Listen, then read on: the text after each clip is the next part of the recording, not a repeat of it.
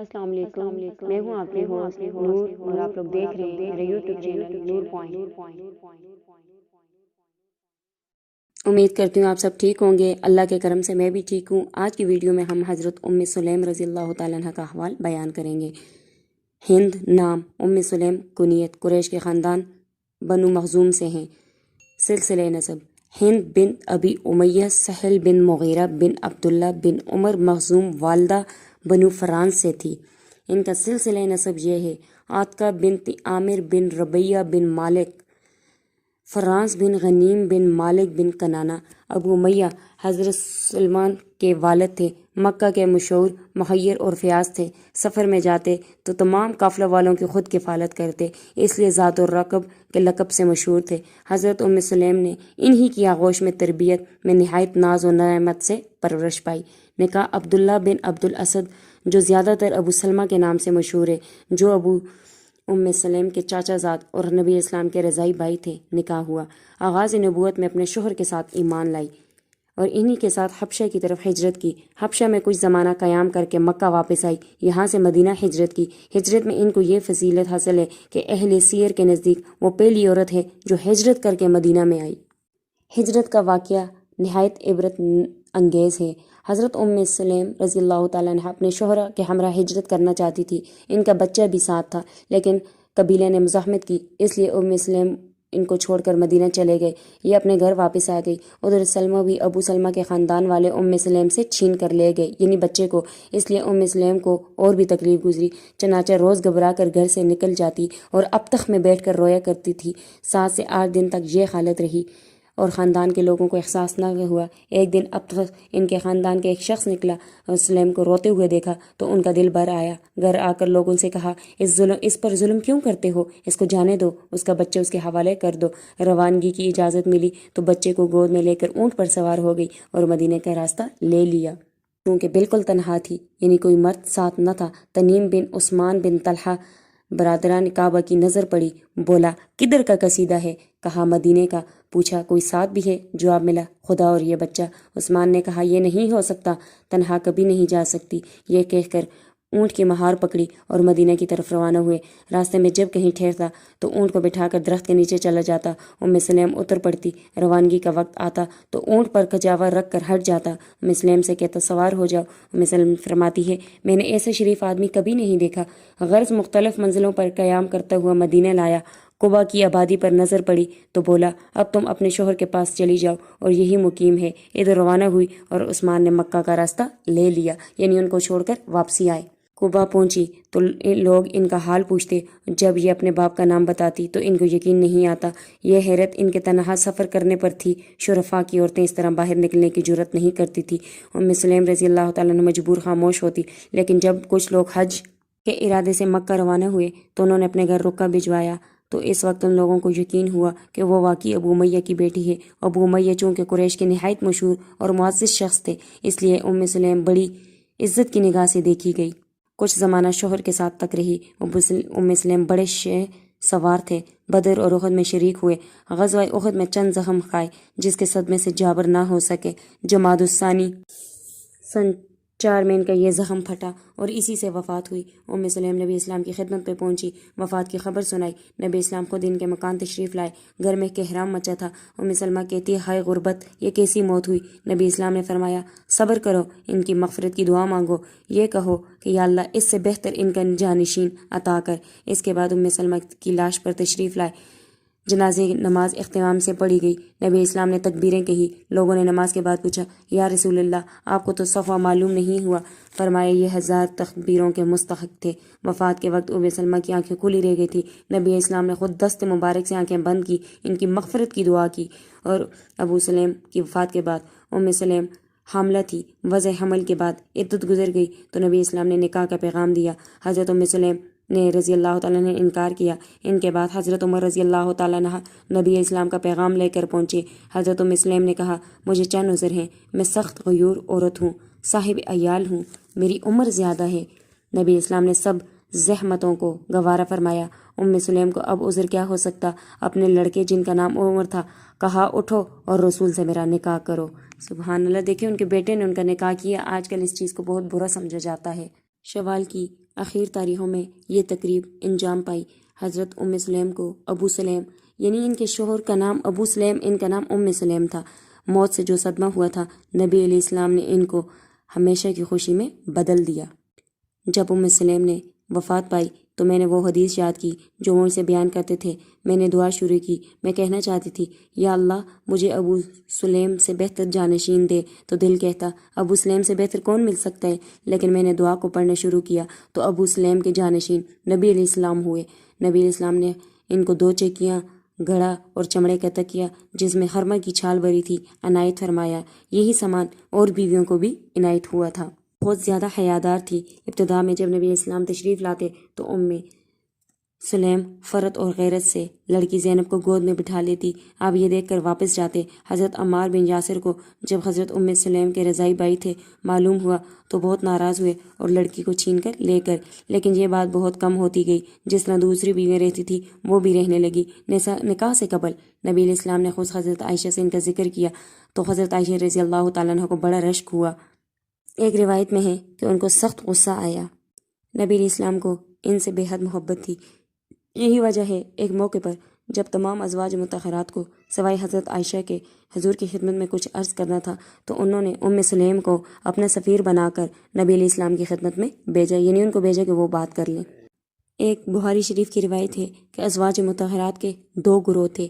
ایک میں حضرت عائشہ، حفصہ، صفیہ، سودا شامل تھی، دوسری میں حضرت ام سلیم اور باقی ازواج۔ چونکہ نبی علیہ السلام حضرت عائشہ کو زیادہ محبوب رکھتے تھے، جب وہ ان کے پاس ہوتے تو لوگ ہدیے بھیجتے۔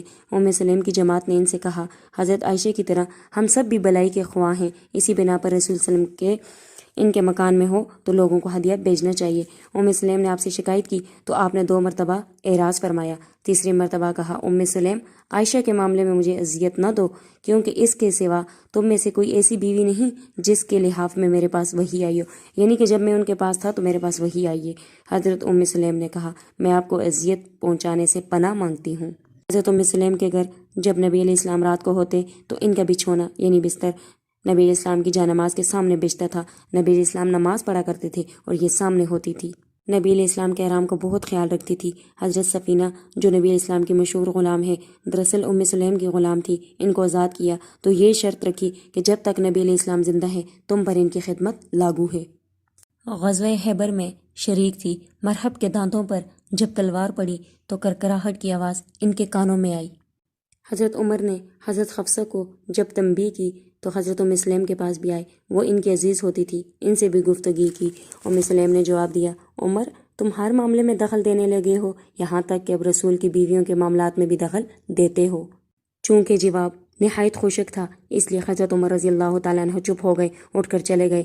رات کو یہ خبر مشہور ہوئی نبی علیہ السلام کو کہ نبی علیہ السلام نے ازواج مطہرات کو طلاق دے دیے۔ صبح کو حضرت عمر نبی اسلام کی خدمت میں آئے، تمام واقعہ بیان کیا۔ جب ام سلیم کا قول نقل کیا تو آپ صلی اللہ علیہ وسلم مسکرائے۔ حجۃ الوداع جو 10 میں ہوا، اگرچہ کہ ام سلیم بیمار تھی تاہم ساتھ آئی۔ بن حبان غلام اونٹ کی مہار تھامے ہوئے تھا۔ نبی علیہ السلام نے فرمایا جب غلام مکاتب کے پاس اس قدر مال موجود ہو کہ وہ اس کو ادا کر کے آزاد ہو سکتا ہو تو اس پر پردہ ضروری ہو جاتا ہے۔ طواف کے متعلق فرمایا جب نماز فجر قائم ہو تم اونٹ پر سوار ہو کر طواف کرنا، چنانچہ ام سلیم نے ایسا ہی کیا۔ 11 میں جب نبی علیہ السلام بیمار ہوئے اور موت کا وقت قریب پہنچا تو نبی علیہ السلام حضرت عائشہ کے مکان میں منتقل ہو گئے۔ ام سلیم اکثر نبی السلام کو دیکھنے کے لیے جایا کرتی۔ ایک دن طبیعت زیادہ خراب ہوئی تو ام سلیم چیخ اٹھی۔ نبی السلام نے منع فرمایا اور فرمایا یہ مسلمانوں کا شیوا نہیں ہے۔ ایک دن جب بیماری کچھ زیادہ ہوئی تو ازواج نے دوائی پلانا چاہی، چونکہ گوارا نہ تھی، آپ نے انکار فرمایا، لیکن جب بے ہوشی تیاری ہو گئی تو ام سلیم اور اسماء بنت امیس نے دوائی پلا دی۔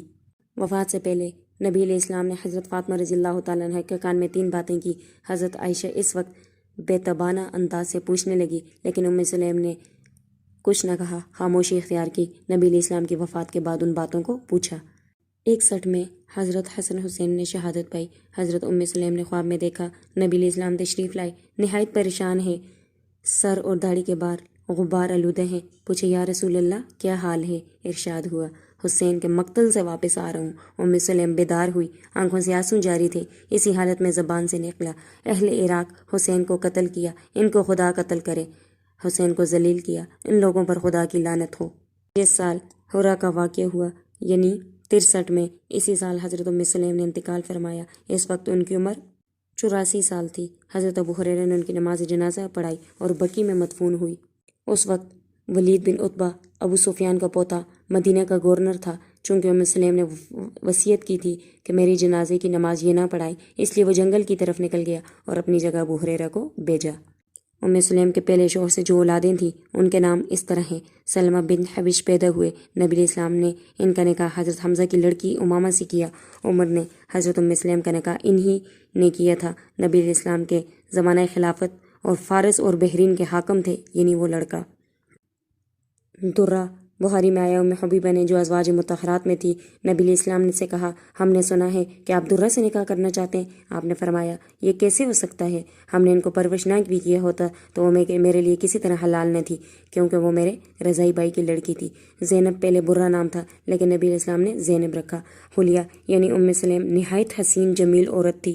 روایت میں ہے کہ حضرت عائشہ نے ان کے حسن کو دیکھا تو ان کو سخت پریشانی لاحق ہوئی، لیکن اس روایت کا کچھ خاص اعتبار نہیں۔ حضرت ام سلیم کے بال نہایت گھنے خوبصورت بال تھے۔ علمی حیثیت سے اگرچہ کے تمام ازواج بلند مرتبے پہ تھی، تاہم حضرت عائشہ اور حضرت ام سلیم کا ان میں کوئی جواب نہ تھا۔ نبی اسلام کی احداث کا مخزن تھی، تاہم عائشہ اور ام سلیم کا ان کے کوئی حرف مقابل نہ تھا۔ قرآن بہت خوبصورت تلاوت کرتی، نبی علیہ السلام کے طرز پر پڑھ سکتی تھی، یعنی جس طرح نبی علیہ السلام پڑھتے تھے اسی طرح پڑھتی تھی۔ ایک مرتبہ کسی نے پوچھا کہ نبی علیہ السلام کیوں کرات کرتے تھے؟ بولی، ایک ایک آیت الگ الگ کر کے پڑھتے تھے۔ اس کے بعد خود پڑھ کر ان کو بتایا۔ حدیث سننے کے بڑی شوقین تھی۔ ایک دن اپنے بال بنا رہی تھی، نبی علیہ السلام خطبہ دینے کے لیے کھڑے ہوئے۔ زبان مبارک سے یا ایھا الناس، اے لوگوں کا لفظ نکلا تو فوراً اپنے بال باندھ کر کھڑی ہوئی اور کھڑے ہو کر پورا خطبہ سنا۔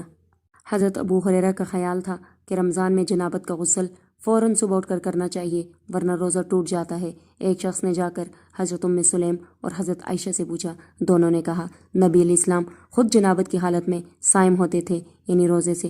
ابو ہریرہ نے یہ سنا تو ان کا رنگ فک پڑ گیا، یعنی رنگ کالا ہو گیا۔ اس خیال سے رجوع کیا اور کہا، کیا کروں؟ فضل ابن عباس نے مجھ سے اسی طرح بیان کیا تھا، لیکن ظاہر ہے کہ حضرت ام سلیم اور حضرت عائشہ کو زیادہ علم ہے۔ اس کے بعد حضرت ابو ہریرہ نے اپنا فتویٰ واپس لے لیا۔ ایک مرتبہ چند صحابہ نے نبی علیہ السلام کے بارے میں دریافت کیا اور فرمایا کہ ان کے متعلق کچھ ارشاد فرمائیں۔ آپ نے فرمایا، ان کا ظاہر اور باطن بالکل لے کے نبی علیہ السلام تشریف لائے۔ آپ نے آپ صلی اللہ علیہ وسلم سے یہ واقعہ بیان کیا تو فرمایا کہ تم نے بہت اچھا کیا۔ ام سلیم زبان صاف اور بلیغ تھی، ہر کسی کو صاف طریقے سے جواب دیتی، کوشش کرتی کہ سائل کو کوئی پریشانی نہ ہو، مسئلہ اچھی طرح سمجھ آ جائے۔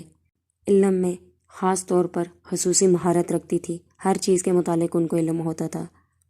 حضرت ام سلیم نہایت زاہدانہ زندگی بسر کرتی۔ ایک مرتبہ ایک ہار پہنا جس میں سونے کا کچھ حصہ شامل تھا، نبی علیہ السلام نے اعتراض کیا تو اس کو توڑ ڈالا۔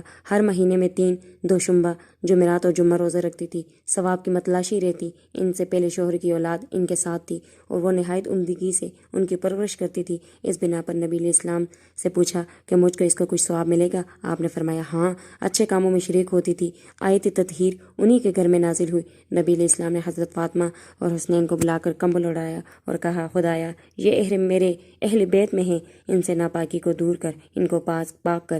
حضرت ام سلیم نے یہ دعا سنی تو بولی، یا رسول اللہ، میں بھی ان کے ساتھ شریک ہوں۔ ارشاد فرمایا، تم اپنی جگہ پر رہو، اچھی ہو۔ بالمعروف اور نہی عن المنکر کی پابند تھی۔ نماز کے اوقات میں بعض عمراء نے تغیل و تبدل کیا، یعنی مستحب اوقات چھوڑ دیے، تو ام سلیم نے ان کو تنبیہ کی اور فرمایا، نبی اسلام کی طرح ظہر جلدی پڑھا کرو اور عصر تم پڑھتے ہو۔ ایک مرتبہ ان کے بھتیجے نے 2 رکعت نماز پڑھی، چونکہ سجدگاہ غبار آلودہ تھی، وہ سجدہ کرتے وقت مٹی کو جھاڑتے۔ ام سلیم نے روکا اور فرمایا، نبی اسلام کی روش کے خلاف ہے، یعنی یہ کام وہ نہیں کرتے تھے۔ نبی اسلام نے کہ ایک غلام نے ایک دفعہ ایسے کیا، آپ نے فرمایا، ترب وجہک اللہ، یعنی تیرا چہرہ خدا کی راہ میں غبار آلود ہو، یعنی جب سجدہ کرو تو اس طرح نہیں کرنا چاہیے کہ مٹی کو ادھر ادھر کرو۔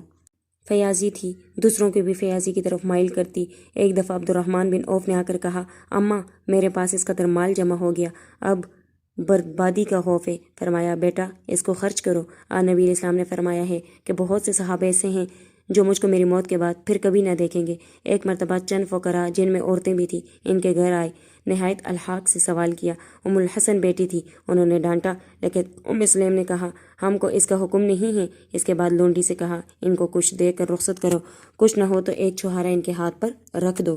نبی علیہ السلام کو ان سے جو محبت تھی اس کا اثر یہ تھا کہ آپ کے منہ مبارک تبرکن چھوڑ رہے تھے جن کی وہ لوگوں کو زیارت کراتی۔ نبی علیہ السلام کو ان سے اس قدر محبت تھی۔ ایک مرتبہ کہا یا رسول اللہ اس کا کیا سبب ہے؟ ہمارا قرآن میں ذکر نہیں۔ تو آپ ممبر پر تشریف لے گئے اور یہ آیت پڑھی ان المسلمین والمسلمات والمؤمنین والمؤمنات مناقب۔ ایک مرتبہ سلیم رضی اللہ تعالیٰ عنہ نبی اسلام کے پاس بیٹھی تھی۔ حضرت جبرائیل علیہ السلام آئے، باتیں کرتے رہے۔ ان کے جانے کے بعد آپ نے پوچھا ان کو جانتی ہو؟ بولی دہیہ تھے، لیکن جب آپ نے اس واقعے کو اور لوگوں سے بیان کیا تو اس وقت معلوم ہوا کہ وہ جبرائیل تھے۔ غالباً نزول حجاب سے قبل کا یہ واقعہ تھے۔